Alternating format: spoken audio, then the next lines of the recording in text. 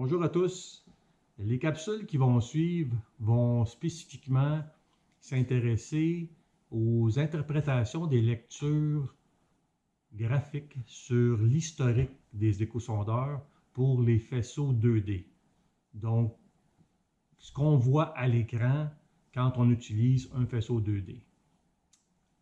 On a vu dans la dernière capsule que des poissons qui étaient détectés qui passaient à travers le faisceau parce que le bateau avançait, ou bien que immobiliser un poisson de lui-même traversait le faisceau. Ça fait des arches, des fois des arches qui ne sont pas parfaites, mais on voit graphiquement les poissons sous forme d'arches. Et qu'en est-il si les poissons sont immobiles ou sont stationnaires dans le faisceau, soit parce qu'on pêche sur la glace ou qu'on est immobilisé, on est avec notre bateau, au-dessus de poissons.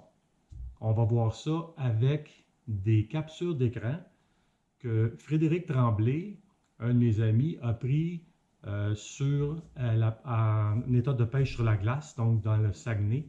Je vous montre ça immédiatement, ce que ça a l'air des poissons stationnaires. Ici, à l'écran, c'est une vue statique d'un sonore ou d'un échosondeur qui a une vue 2D. Et la section qui est ici, c'est le sonore en temps réel. On voit qu'on a zoomé de 150 à 200 pieds. Et comme je l'indiquais, à toutes les fois qu'il y a un objet qui se trouve entre le fond et la sonde, il va y avoir une petite ligne qui va venir s'implacer ici dans le sonore en temps réel.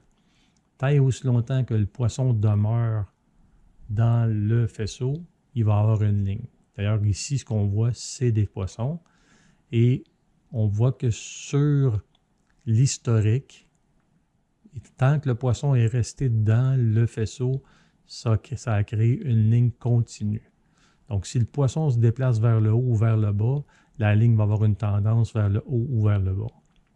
Ce qu'on voit ici, c'est le leurre que le pêcheur utilise. Donc, on voit vraiment dans le fond, la motion ou le mouvement du leurre qui monte, qui descend, et les poissons qui se situent juste sous le leurre. On va voir, je vais laisser la vidéo continuer.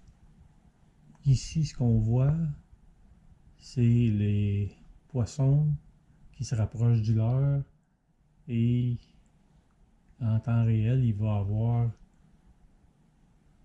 vraiment, on voit vraiment que c'est très très près, là. Les poissons remontent. On voit ici, le poisson remonte et le pêcheur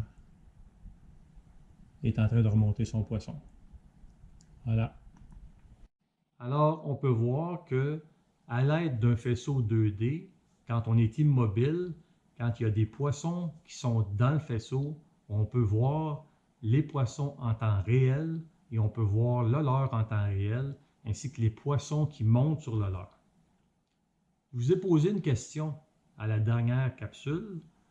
J'y réponds immédiatement à l'aide de graphiques. Donc, ma question était, si on est stationnaire sur une structure de 15 pieds à 30 pieds, est-ce qu'on verrait l'image A ou l'image B? Donc, la réponse, c'est A. Pourquoi? Parce que les signaux qui vont être retournés par les échos vont être enregistrés par le sonore en temps réel à toutes les profondeurs. Donc ici, pour chaque lecture, il y a une ligne qui vient s'indiquer dans le real-time sonar, donc le sonore en temps réel, et l'historique va indiquer dans le fond des lectures à toutes les profondeurs en dessous de 15 pieds.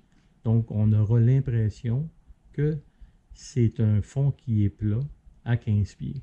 Par contre, on est au-dessus d'une structure qui passe de 15 à 30 pieds puisqu'on est immobile au-dessus de la structure. C'est ce que ça donne comme lecture. Ma prochaine question est la suivante. Qu'est-ce qu'on verrait sur l'écran de l'échosondeur si on est immobilisé au-dessus d'une structure de 15 pieds à 30 pieds ou si on suit la même structure en parallèle, est-ce qu'on verrait les poissons? Oui ou non?